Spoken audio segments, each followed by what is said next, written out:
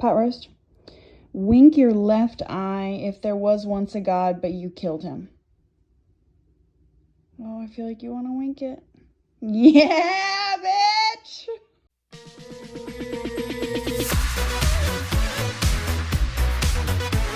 If you feel depressed and misunderstood, what you gonna do? Repress it! When you wanna confront your childhood, are you ready for a breakthrough? No, repress it! Good choice. I'm too apathetic to book myself therapy, contradicting how much I complain about my life. I push all my problems down until they go away. One day I'll explode. Repressing makes me feel nothing. I'm fine. I don't need therapy. I'm good. Tom, you just sang an entire song about Well, it. you're attacking me by asking that, and so I'm not going to therapy because you brought it up. Yeah.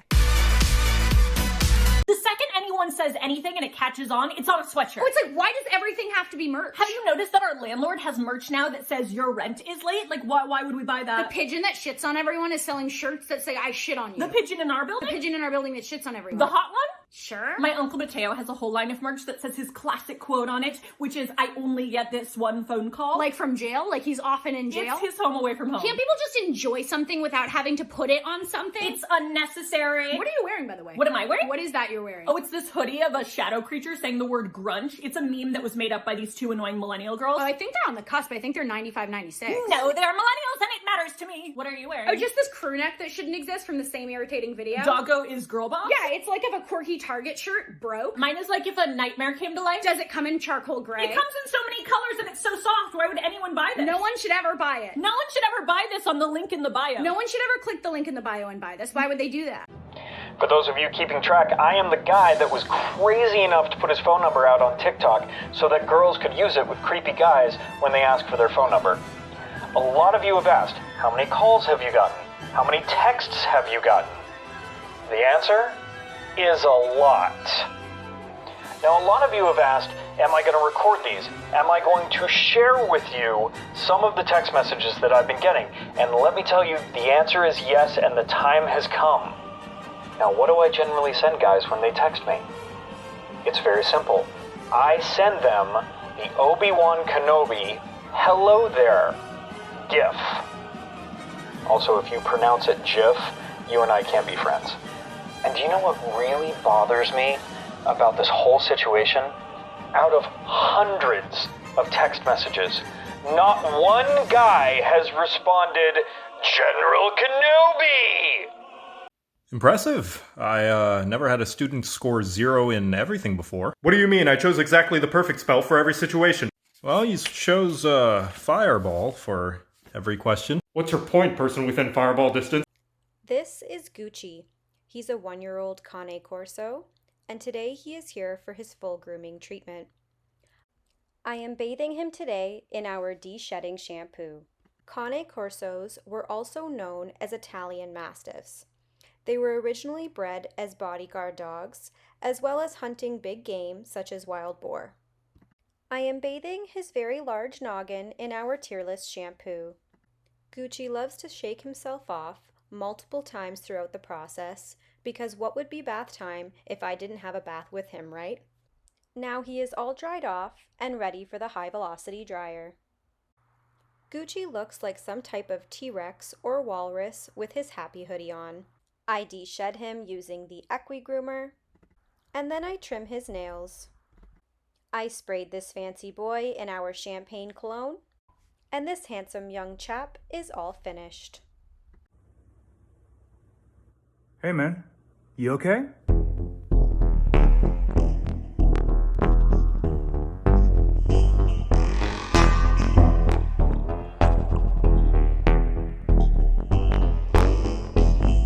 Yeah, I'm good. What's up? Things that TikTok made me buy this week. 1, magnetic tape. 2, a silicone coated pole. Put it together and what have you got? Bibbidi bobbidi.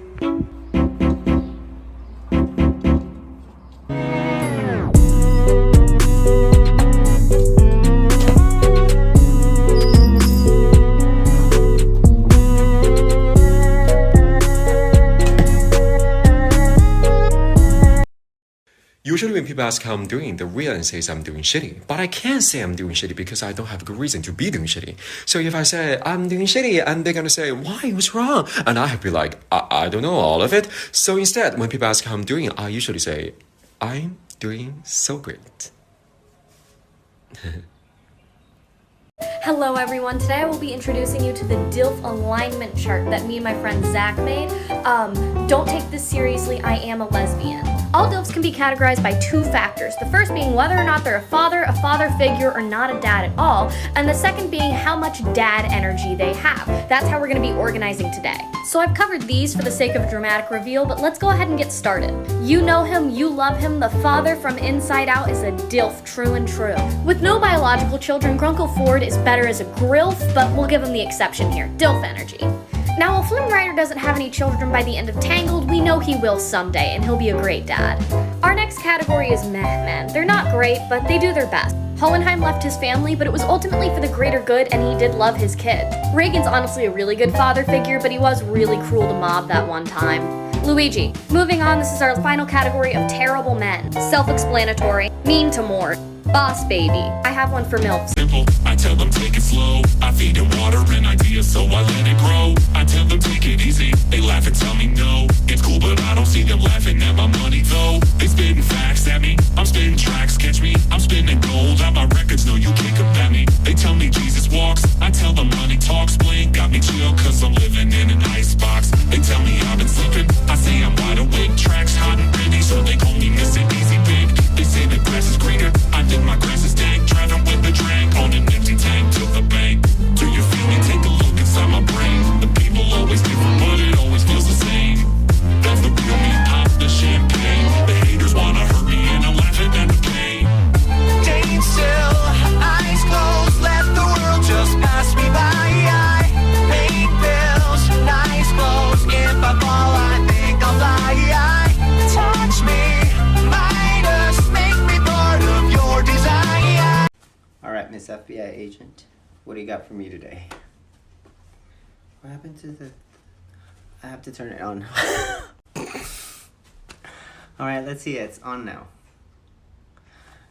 Ewan. Hey, so I think we're going to need to rename a few more things for the straight male market. Okay, go ahead. Okay, so the big one is water. Just call it Kraken juice and make the bottle matte black and unnecessarily heavy. Clever.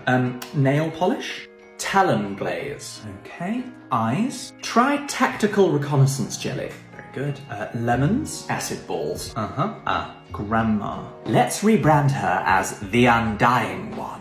Fabulous, she'll love that. And finally, our new line of beer. Oh, fun. Let's see if we can get them to go for Wartown Trucker Beard Spiky Cat. Perfect, that sounds nothing like a drink.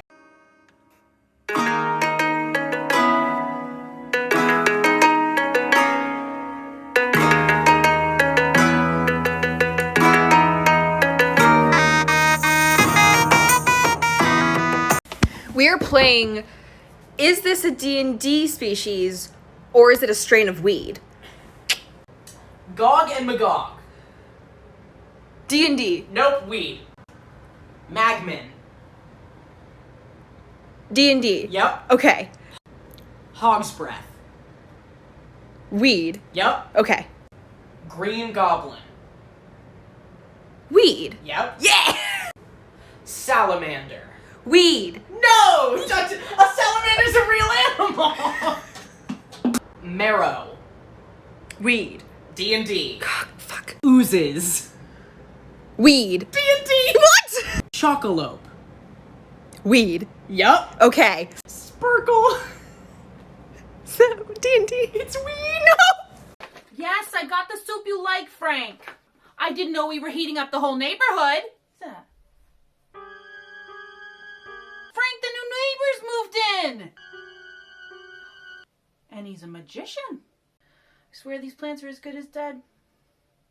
Oh, hello, neighbor! I get a chance to see it. I got some award-winning roses. Because I wasn't wearing my mask. We're in a pandemic, Gloria.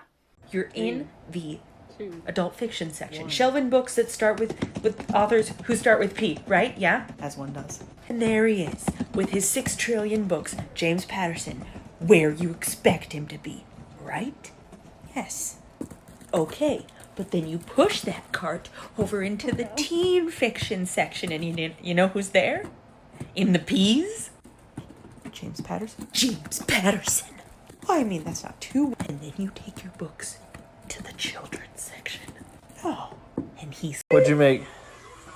See you next time. On the back hill. See you next time. C-U-N-T. See you next time. Maybe we should spell it out. I caught it bad just today. You hit me with a call to your place. Ain't been out in a while anyway. Was hoping I could catch you throwing smiles at my face. Romantic talking, you don't even have to try. You're cute enough to mess with me at night. Looking at the table, all I see is red and white. Baby, you live in a life, but you ain't living right. Cocaine and drinking with your friends. You live in the dark, boy, I cannot pretend. I'm not faced, only here to sin. If even in your garden, you know that you can. Call me by your name. Call me by your name. Call me by your name. Call me out by your name. Keep on free and love her soul. Come ride with me to the distant shore. We won't hesitate to break down the garden gate. There's not much time left today. Life is a English on Japanese clothing as inspirational quotes, Part 2.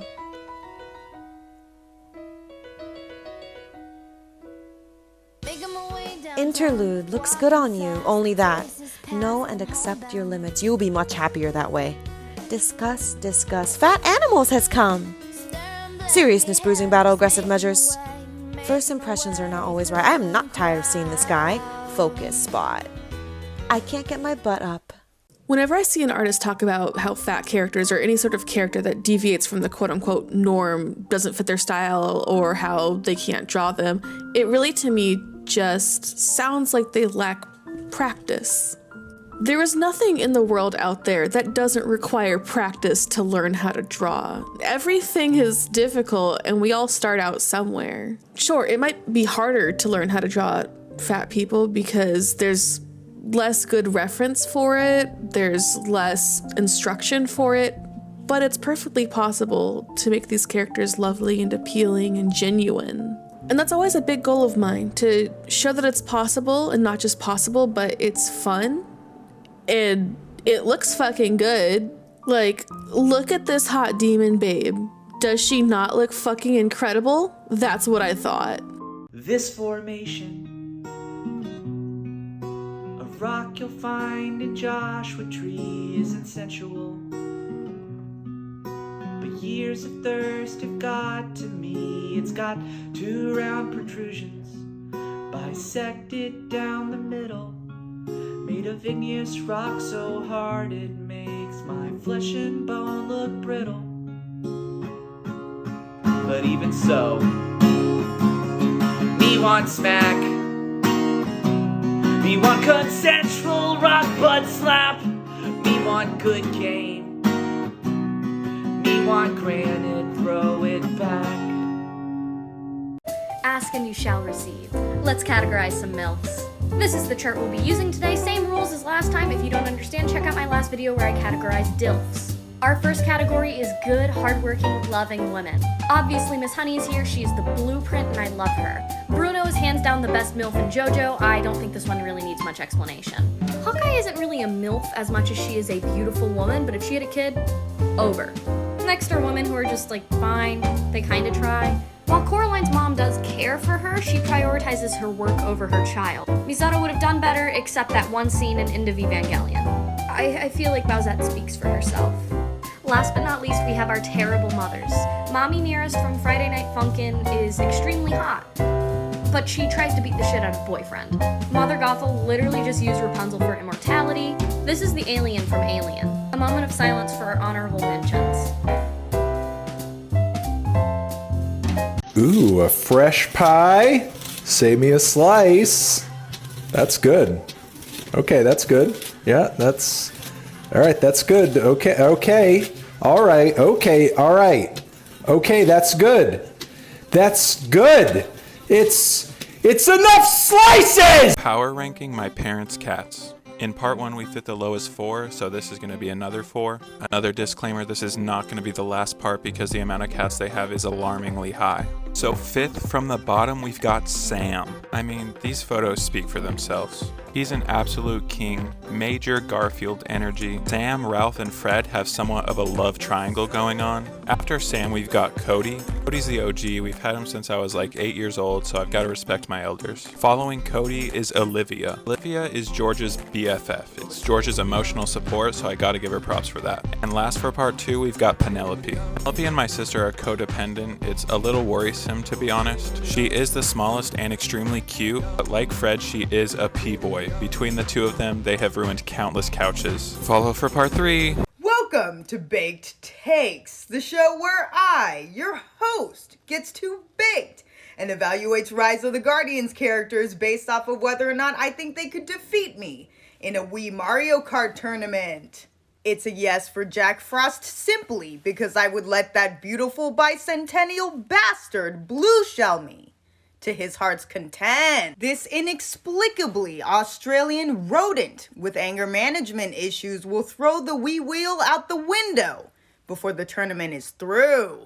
I refuse to lose to a bitch voiced by Alec Baldwin. Even though he will drive backwards for half of the game, Sandy will still find a way to beat my ass. Bust down to Theana. Pitch would win because he scares the shit out of me. And I'd also want him to fucking... So there is this filter that shows you what animal you are, and apparently it's super accurate, so I gotta try it. Come on, lion. Give me a heart of a lion, man. What the fuck is that? You know what? I see it. The fuck you looking at? Keep scrolling. So Vice did this documentary about the song 1,000 Miles by Vanessa Carlton, an absolute smash, and I want to talk about one specific element of the documentary. This is going to be a gay deep dive. When asked about who the song is about, Vanessa says this. About a crush I had on a Juilliard student. I can't say the person's name because they're like a famous actor and I don't want to say. Do they know the songs about them? No. So of course media outlets are like, who's the song about? Like, here, we're gonna speculate who the song is about. But they only listed male actors. When we know that Vanessa Carlton is a proud bisexual woman. And my friends, 1,000 Miles is not a straight song. Making my way downtown, walking fast. Walking fast? Straight people don't walk fast. Walking fast, staring blankly ahead. So I did some digging. I think the song could be about Sarah Ramirez, Rutina Wesley, or Jessica Chastain. The timelines fit.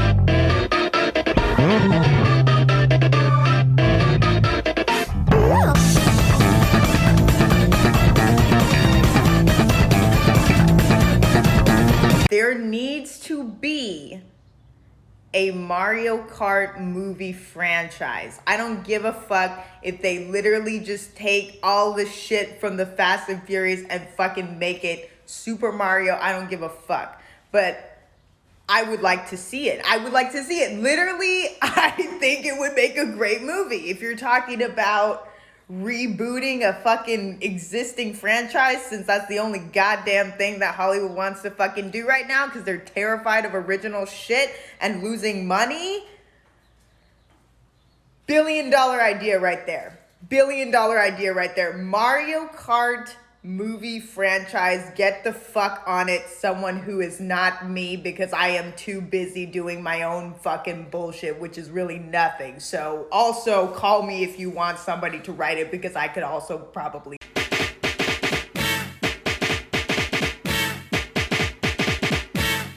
Girl, I must.